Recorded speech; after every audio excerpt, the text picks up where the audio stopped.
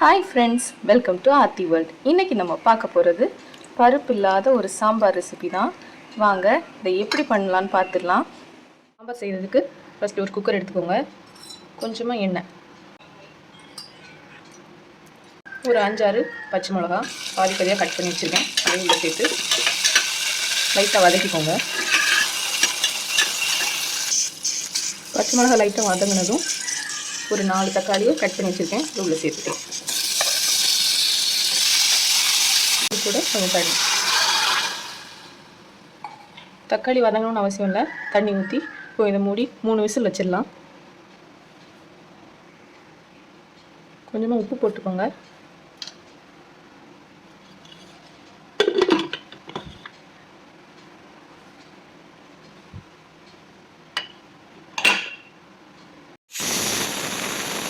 மூணு விசில் விட்டு நம்ம எடுத்தாச்சு. இதை ஒரு மிக்ஸி ஜாரில் இந்த பச்சை மிளகாவையும் தக்காளியும் போட்டு அரைச்சிட்டு வந்துடலாம். இந்த மாதிரி ஒரு பேஸ்ட் கன்சிஸ்டன்சியில் அரைச்சிக்கோங்க. ஒரு கடாய் எடுத்துக்கிட்டேன், இதில் கொஞ்சம் எண்ணெய் ஊற்றிக்கலாம்.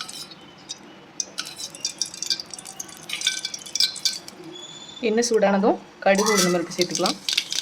கடுகு உளுந்து வெடித்ததும் சின்ன வெங்காயம், வெள்ளைப்பூடு, மிளகா வத்தல் வச்சுருக்கேன், அதை போட்டுக்கலாம்.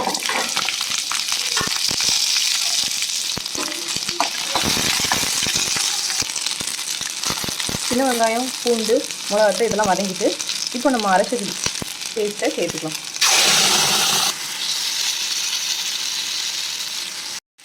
இது கூட கொஞ்சம் தண்ணி,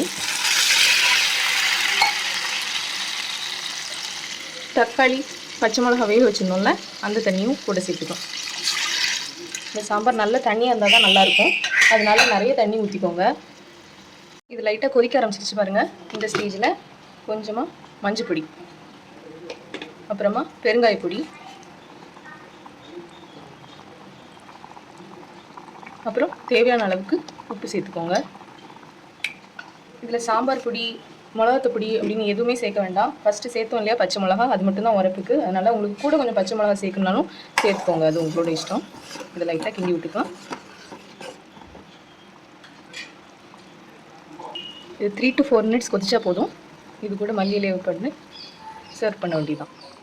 அவ்வளோதான், சூப்பரான சாம்பார் ரெடி ஆகிடுச்சு. இதை சட்டுன்னு பண்ணிடலாம். பிரேக்ஃபாஸ்ட்டுக்கு கண்டிப்பாக ட்ரை பண்ணி பாருங்கள்.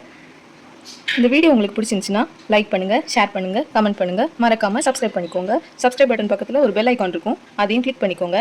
Thank you. Have a nice day.